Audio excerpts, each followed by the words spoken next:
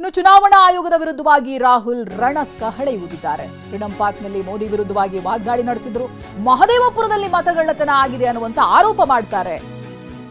ಆದರೆ ದೂರನ್ನ ಇದುವರೆಗೂ ದಾಖಲಿಸಿಲ್ಲ. ತಾಜ್ ವೆಸ್ಟ್ ಎಂಡ್ ಹೋಟೆಲ್ಗೆ ರಾಹುಲ್ ಗಾಂಧಿ ತೆರಳಿದ್ದಾರೆ.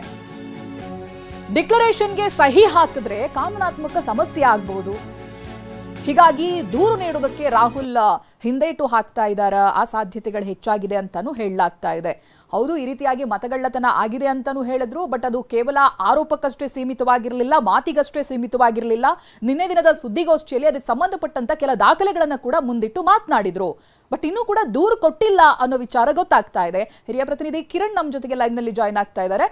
ಕಿರಣ್ಗೆ ಇದೀಗ ಕಾನೂನಾತ್ಮಕ ಸಮಸ್ಯೆಯಿಂದ ಹಿಂದೆ ಸರಿಯೋದಕ್ಕೋಸ್ಕರ ದೂರು ಕೊಡ್ತಾ ಇಲ್ವಾ? ಏನೇನು ಅಪ್ಡೇಟ್ಸ್ ಗಳು ಗೊತ್ತಾಗ್ತಾ ಇದೆ? ಬಿಕಾಸ್ ನಿನ್ನೆ ದಿನ ಅವ್ರು ಇಟ್ಟಿದ್ದಂತ ಸಾಕ್ಷ್ಯಗಳನ್ನ ಗಮನಿಸಿದಾಗ ಬಹುಶಃ ಇನ್ನೂ ಒಂದು ಹೆಜ್ಜೆ ಮುಂದಕ್ಕೆ ಹೋಗ್ಬೋದು, ಕಾನೂನಾತ್ಮಕ ಹೋರಾಟಕ್ಕೂ ಕೂಡ ಇಳಿಬಹುದು ಅನ್ನುವಂತ ಪ್ರಶ್ನೆ ಇತ್ತು. ಏನ್ ಗೊತ್ತಾಗ್ತಾ ಇದೆ ಕಿರಣ್?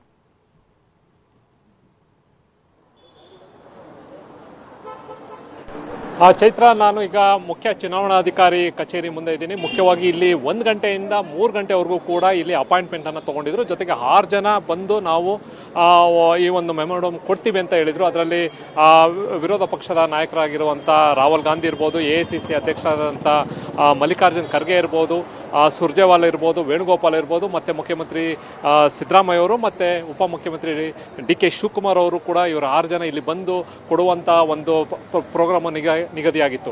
ಇನ್ನೊಂದು ಕಡೆ ಮುಖ್ಯ ಚುನಾವಣಾಧಿಕಾರಿಗಳು ಕೂಡ ಅವ್ರಿಗೆ ಈ ಒಂದು ನಿನ್ನೆ ಏನು ಎಕ್ಸ್ಪೋಸ್ ಮಾಡಿದ್ರು ಕಾಂಗ್ರೆಸ್ ಅವರು ಈ ರೀತಿ ಆಗಿದೆ, ಎಸ್ಪೆಷಲಿ ಏನು ಬೆಂಗಳೂರು ಸೆಂಟ್ರಲ್ ಅದರಲ್ಲಿ ಮಹದೇವಪುರ ವಿಧಾನಸಭಾ ಕ್ಷೇತ್ರದಲ್ಲಿ ಸಾಕಷ್ಟು ಲಕ್ಷಾಂತರ ಅಂದರೆ ಲಕ್ಷದ ಮೇಲೂ ಕೂಡ ಸಾಕಷ್ಟು ನಕಲಿ ಓಟ್ಗಳಿರ್ಬೋದು, ನಕಲಿ ಓಟ್ ಕಳ್ತನ ಆಗಿದೆ ಅನ್ನೋ ಒಂದು ಮಾತನ್ನು ಆರೋಪ ಮಾಡಿದರು. ಅದಕ್ಕೆ ಸಂಬಂಧಪಟ್ಟಂತೆ ದಾಖಲಾತಿಗಳನ್ನು ಕೂಡ ಅವರು ಕೆಲವೊಂದಷ್ಟನ್ನು ತೋರಿಸಿದ್ರು.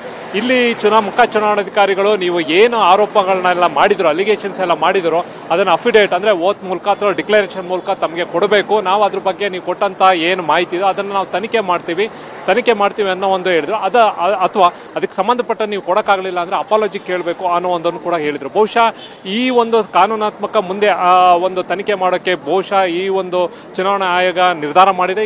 ಅವ್ರು ಏನಾರ ಕೊಟ್ಟರೆ, ಕಂಪ್ಲೇಂಟನ್ನು ಕೊಟ್ಟರೆ ಅಥವಾ ಅದಕ್ಕೆ ಸಂಬಂಧಪಟ್ಟಂತೆ ದಾಖಲಾತಿಗಳನ್ನು ಕೊಟ್ಟರೆ ಅಂತ.